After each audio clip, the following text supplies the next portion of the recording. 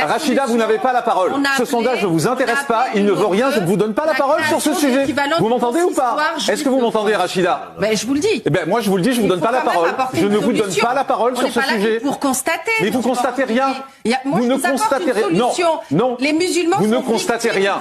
Sont victimes vous ne constatez rien. De la radicalisation. Vous faites de l'intox. Vous faites de l'intox. Les musulmans eux-mêmes. Vous faites de l'intox. Je ne vous donne pas la parole. La parole est à Massinissa aussi. Il y a un moment, il faut quand même donner des solutions. Mais vous ne donnez rien. Vous faites du vent. Vous faites du bruit avec. Purée, l'année 2025 nous aura gâtés en comportement extra-toxique super pro max. What the heck, c'est quoi cette dinguerie? Vous avez remarqué que dès qu'une femme commence à parler, certains hommes se sentent obligés de parler, de crier encore plus fort, de l'interrompre, de la minimiser, de la faire douter.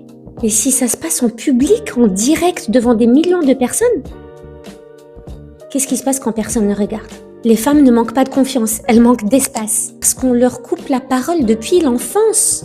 Elles manquent pas de compétences. Elles ont juste appris à devoir tout le temps demander la permission pour prouver les leurs.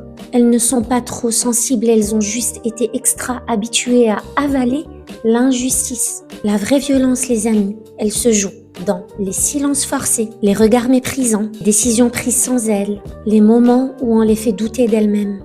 Vous n'êtes pas folle, vous êtes extra fatiguée d'avoir été réduite au silence une majeure partie de votre vie. Et ce silence-là, on peut le briser en conscience et en force. Et si vous vous reconnaissez dans ce que Rachida a vécu, écrivez-moi en commentaire ou en privé, je serai ravie de vous lire.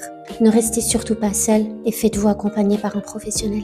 Vous faites du bruit avec votre bouche, c'est tout ce que vous faites. Là, vous voulez pas ce que vous dites ne sert à rien. Vous voulez pas entendre des solutions. Non, mais parce que vous n'avez pas de solution, vous faites du vent. Sur un constat. C'est du vent. Là, c'est ça aussi. Vous n'avez pas la solution. Est-ce que vous m'entendez? Pas de solution. Est-ce que vous m'entendez ou vous avez un problème d'audition? Je vous le dis. Est-ce que vous m'entendez ou vous avez un problème d'audition? Vous n'avez pas la parole, ça vous l'entendez? Est-ce que vous entendez que vous n'avez pas la parole? Est-ce que vous entendez que vous n'avez pas la parole?